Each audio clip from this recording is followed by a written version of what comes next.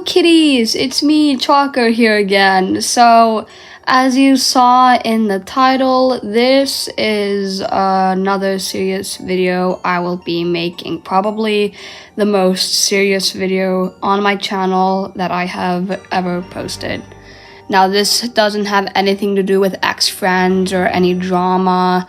This has to do with something that I've been keeping as a secret for almost 2 years, and I've been keeping it a secret for as long as I can remember since it happened from this channel. So if you saw the warning in the beginning of the video, please do not watch this video if you are under the age of 13. Obviously, I can't control what you watch, and I don't know if you're gonna listen to my advice or not, but please, viewer discretion is advised if you do keep on watching this video.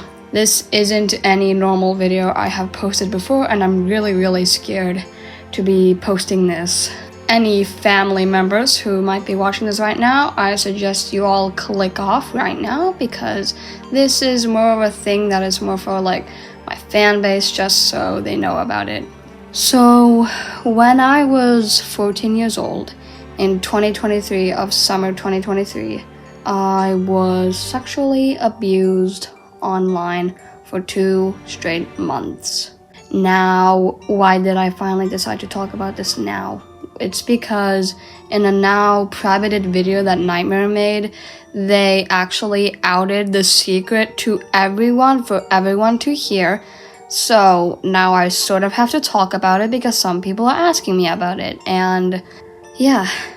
So this all happened back in June 2023.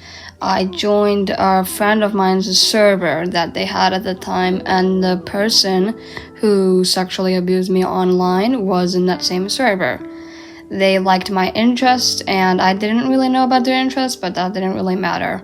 Soon enough, we became good friends, and we started privately DMing each other, which was a big mistake.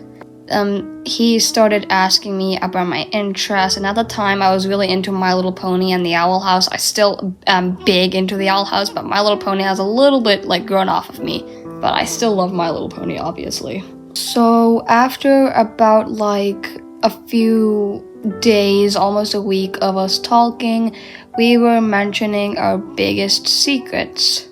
Now, I don't really remember what his deepest secret was, but he asked me what was my deepest, darkest secret, and my deepest secret is actually a secret that I'm really ashamed of, and every time I've talked about it, I've either just unlisted the video, maybe some videos are still up that are talking about the situation, but my biggest secret is that I have severe fecal incontinence or bowel incontinence, to be exact. And that makes me have to wear diapers daily, 24 hours a day. I can never go on without them because I might have an accident. I get no warning sign if I have to, so I have to wear them. It's a medical condition, and here in my country, I get those diapers sent to my home for free, so it's not really a big issue.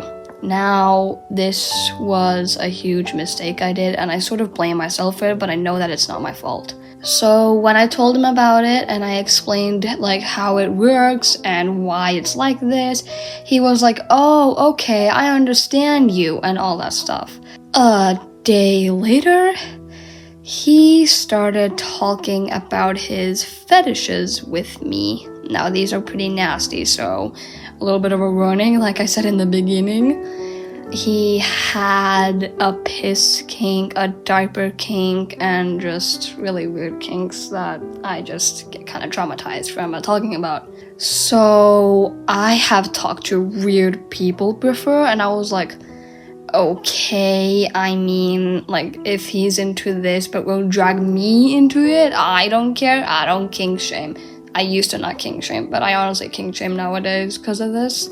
So after that, he started asking me questions about certain things that made me uncomfortable, oh, how does your diaper feel, and just a bunch of things about my medical condition that made me feel really uncomfortable. He asked me, like, when do you usually have accidents? How often do you have them? And it just made me so uncomfortable. But I decided to just answer those questions because I didn't know what else to do. I didn't want to be rude. And as a people pleaser, I was and still kind of am. I just, didn't really like question it. So after like a week of him talking about like not safe for work things, I got a message from him asking me for a picture of my private parts, and 14 at the time, I got a little bit scared and frightened by that, and I was like, no, sorry, I'm not comfortable with doing that. And he said, oh, okay, only if you're comfortable with like a really like sad frowny face. And I felt bad because this person knew that I was a people pleaser, so what did I do?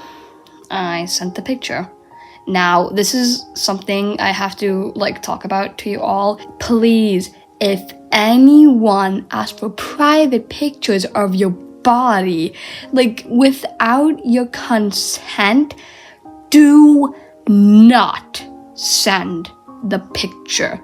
Block the person immediately. This is a promise you must make me. This is a promise you must keep. You must promise me this.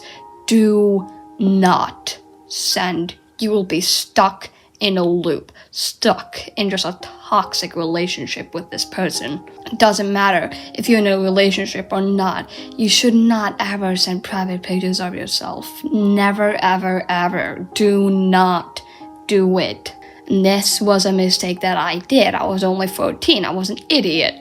And this person told me that he was 16, but later on I found out that he was probably a young adult, around like 19 to like 20 or something like that. So after that, he was like really happy, and he would call me kinky names, and he would ask me for videos and more pictures of myself. He asked me for feet pictures, he asked me for pictures of my private parts, and he asked me for videos of me pissing myself and pleasuring myself, which I had never done, which is just really disgusting. And he made me do all these things, and I was like only 14 years old, and I didn't really know what to do. I was like stuck in this really toxic relationship, and I never really told anyone at the time because I thought this was normal. And all my messages that I sent to him, it looks like I had liked it, because I was just pretending. I was masking, if you will. I pretended that I liked it, but deep down I was actually crying inside. I would sometimes cry behind the screen. He would make me watch porn videos, and he would like make sure that I watched them, like ask me questions about what happened in the video, and he would ask me to do a few things that would happen in that video. He would like ask me, oh, can you do this? Can you do that? And I would just be like, okay, I'll do it. And yeah. And after that, in August of 2023, I ghosted him. I stopped talking to him entirely because I just felt so awful. I was only 14 and this was all happening to me. So after like a week of me ghosting him, he said, hey, I'm gonna go ahead and unadd you, sorry. And he unadded me. And you know what I did? I blocked him. Just in case if he would ever add me back, I blocked him. Now, he hasn't bothered me since. So what happened after that?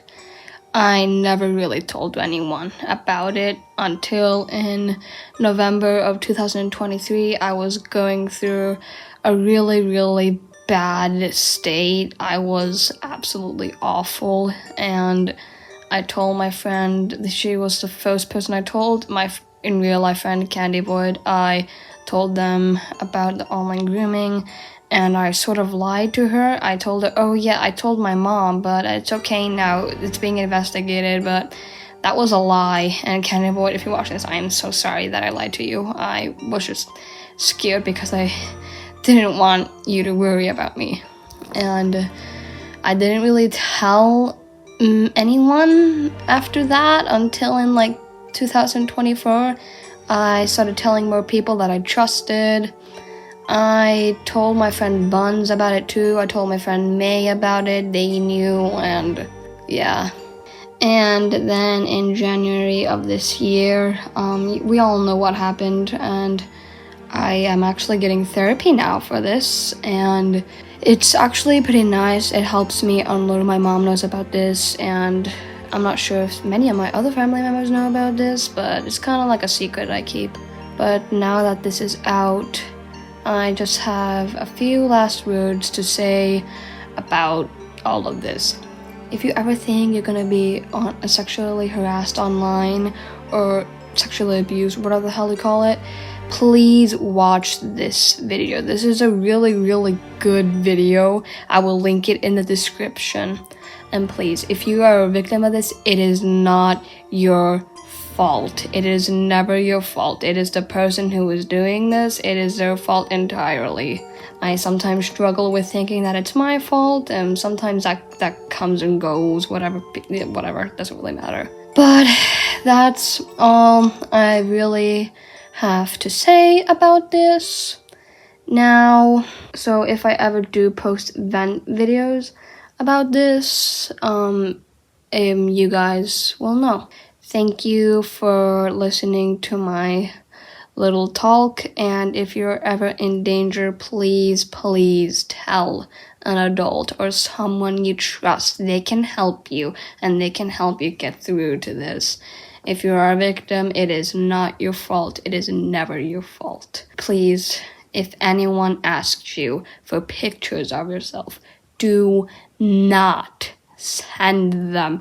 It doesn't matter how good of a relationship you guys in, doesn't matter the bond, doesn't matter how well they know you, it is manipulation. They use it as a manipulation tactic to get you and to get you to send those images or videos of yourself. And that's all I have to say. Stay safe, and I love you all.